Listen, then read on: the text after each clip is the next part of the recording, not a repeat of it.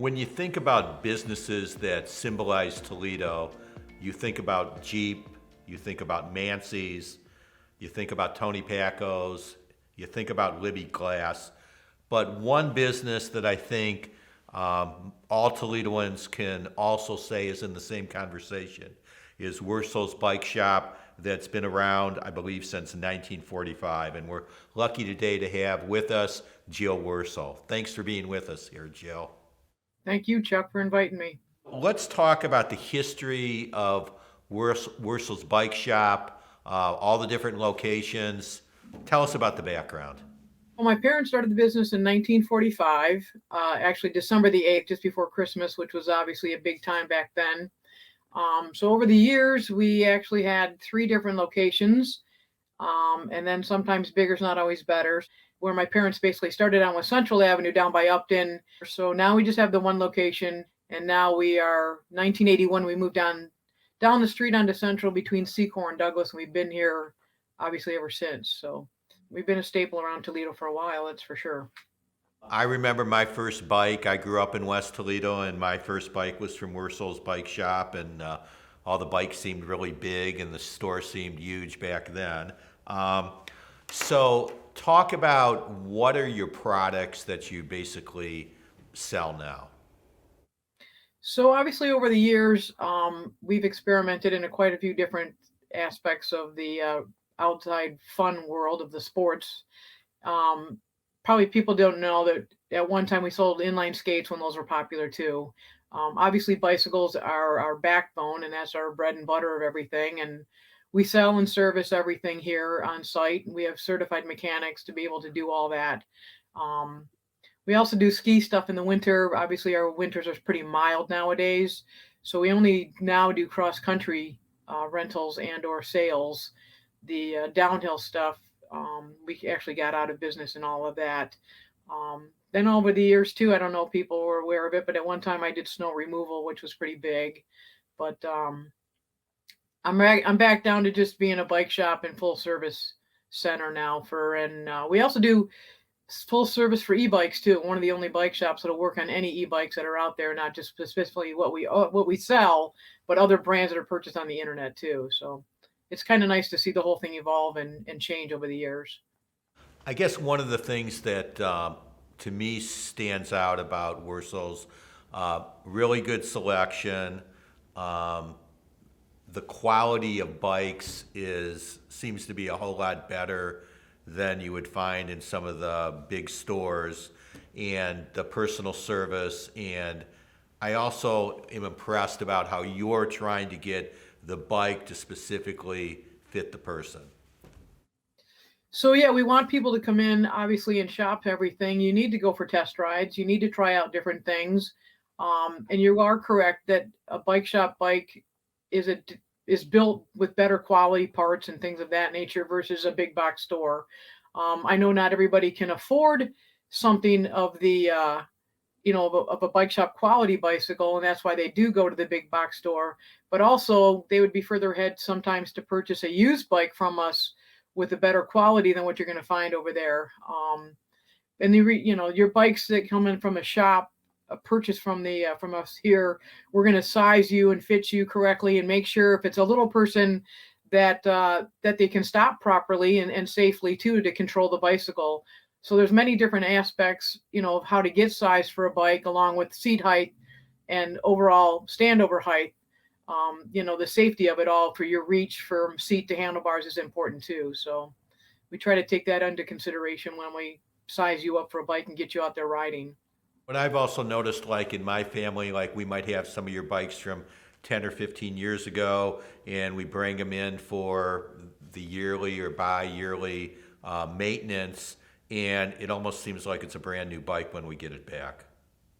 Well, we hope so. We want that to happen because obviously when you use a bike, your cables stretch and spoke tension loosens up and just normal wear and tear. Even the chain needs to be replaced. So yeah, it is important to have your bike serviced, as you said, yearly or bi-yearly, just to make sure that everything is safe and up to par and your brake pads aren't dry rot and tires aren't dry rot and things of that nature. So yeah, mechanics part of it is very important too, to keep you out there pedaling on your investment that you have. You you can buy that one bike and it can last you basically a lifetime as long as it's been serviced correctly over the years. Tell our listeners a little bit about your involvement. I mean, what age did you start going to the bike shop? Well, I remember taking naps on bike boxes. So obviously at 2 and 3 years old, so to speak. Um, we all had to work there when we were growing up during, the summer and everything. And then when I was 22 years old, so to speak, I ended up dropping out of school and took over the shop full time. And here I am still doing the same thing. So it's nice to see the longevity. I'm very, very humbled and very proud to be able to do that. So, I wouldn't be able to do it either without the support of the local people in the 419. They're very supportive of us, that's for sure. I think we've talked off camera where you've indicated like you have generations and generations of families and grandparents and parents and kids and, like 3 and 4 generations of families. It's nice to see, yeah, people come back in that were 3 years old when we sold them their first bike, and now they're bringing their kids back in that are 3 years old to get a bike. So it's very nice to have the support and the loyalty, from the families to come back and support us and everything. It's nice to see the generations carry on, and that cycling is still important in people's lives. That's for sure. We need to keep moving, and it's good impact. It's not like jogging or anything that it's low impact and everything on your joints. So people can ride a bike up until they're 100 years old if they are able to. So Can you tell us, like, let's say in the last 30 years, how has your industry changed? And I'm assuming there's cycles where biking is super popular and maybe then less popular and then super popular again. few years it was mountain bikes, then it went to road bikes, then it went to hybrids. So now the crave obviously are the e-bikes. But over the years, you can just see the different style of bicycles that become more popular than others. In that way. But the e-bikes right now is the hot seller at the present moment. And the people that are buying the e-bikes, is it more the young people or the old people? It's everybody in between there, Chuck. You've got kids in their 20s that are buying them. A lot of people are using them to commute back and forth to work or to run errands, and then obviously all the way up to senior citizens that retired and they bought a motorhome and they're going to go out and camp and everything. But the senior citizens are the ones that I believe is the highest level age bracket, I should say, purchasing the e-bikes. Jill, you've talked about the e-bikes. If somebody's interested in an e-bike, what are the features they should look for? How do you decide which is the right one for you? So obviously price point is going to be pretty important. That's what's going to make the changes of the bicycles themselves. So there's a couple different factors that come into play with an e-bike. Obviously there's step over e-bikes and then there's step through e-bikes. And since the e-bikes are a lot heavier, people are going to usually go towards the step through because it's easier to enter and exit the bicycle. And then there's a hub driven and then there's a mid drive. So the assistance is either in the back wheel or it's in the crank area, which is considered the mid drive.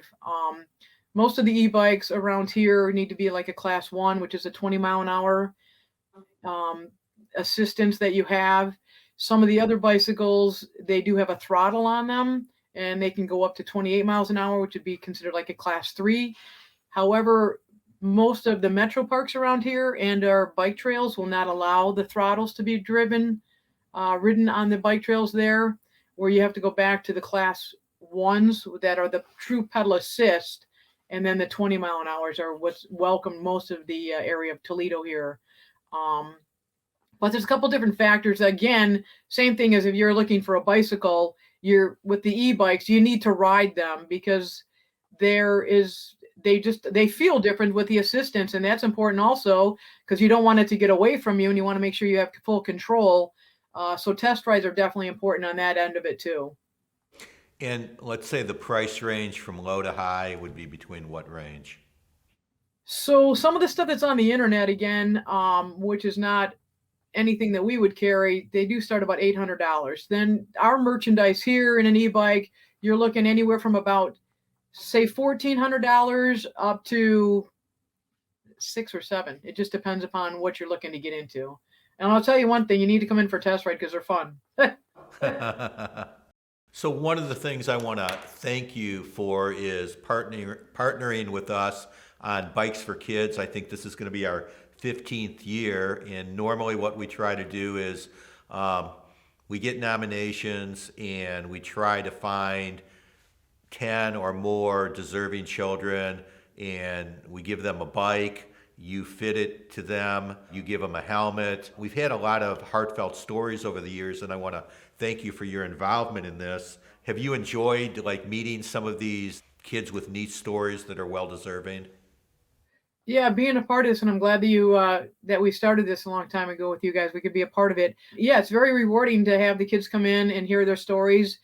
You always hear the bad out there in the world, and it's nice to have the good come out and, get these kids out there on some fun things, and they can ride a bike and everything. I guess probably the story that hit me the most, that sticks out after all these years, he was the blind student from St. Francis.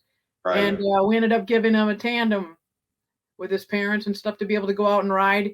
That was probably the most touching story of all the Bikes for Kids, that's the one that sticks out in my mind the most.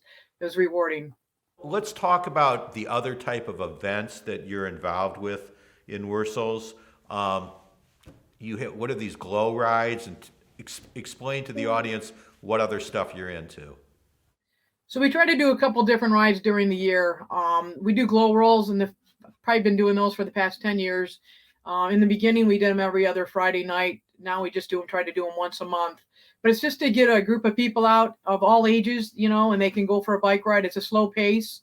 It's kind of fun. Then everybody decorates their bikes with the lights, so you're coming back when it's dark, and it's just a very cool atmosphere. We've done fundraisers and bike rides for Read for Literacy and ovarian cancer and things of that nature.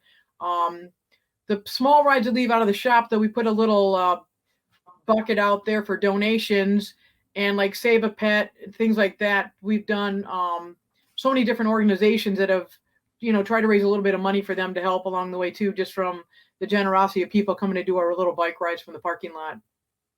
One thing I do want to share that a lot of people probably don't know is that I have a nonprofit side of the shop also called Pedal On, where people that are cleaning out their garages or whatever, we take donated bikes from people, and then we will fix them up, and then we give them away to people that are in need. They have to have either a counselor or a job coach or something like that. But that is a pretty big part of the shop too, that people don't really know that end of it. It's kind of a hidden secret, so to speak, but we do that also. Over the years, I've noticed, and I haven't been there yet this year, do you still have dogs in the office? Jack's sitting underneath my desk right now. Yeah. He's being pretty good. That's one of the attractions. You can buy a bike and pet a dog, and having the dog in the business, I think, makes it even nicer for everybody involved. Some people come in just to see the dog, Chuck, not me. Yeah. Okay. Hey, I appreciate it. Why don't you tell the listeners what days and hours are you guys open? First of all, we're open Monday through Friday, 10 to 6, and Saturdays, 10 to 3. We're closed on Sundays. We're open, obviously, 6 days a week, and we're here all year round. We might close for a couple of holidays, a week or two or something like that for vacation. But otherwise, we're here every day. Do you need to call for an appointment, or you can just come in? No appointments necessary. Just come in during business hours, drop off your repair job or whatever you have going on. We try to get the bikes back as soon as possible, but right now we're running about 2 or 3 days on service just because we got hit pretty hard with the warm temperatures coming up here. So, thank you, Jill, for being with us today. I think it's impressive, the great customer service, the tradition, and how your business always gives back to the community. Thank you very much. Thanks, Chuck. I appreciate it. Thank you.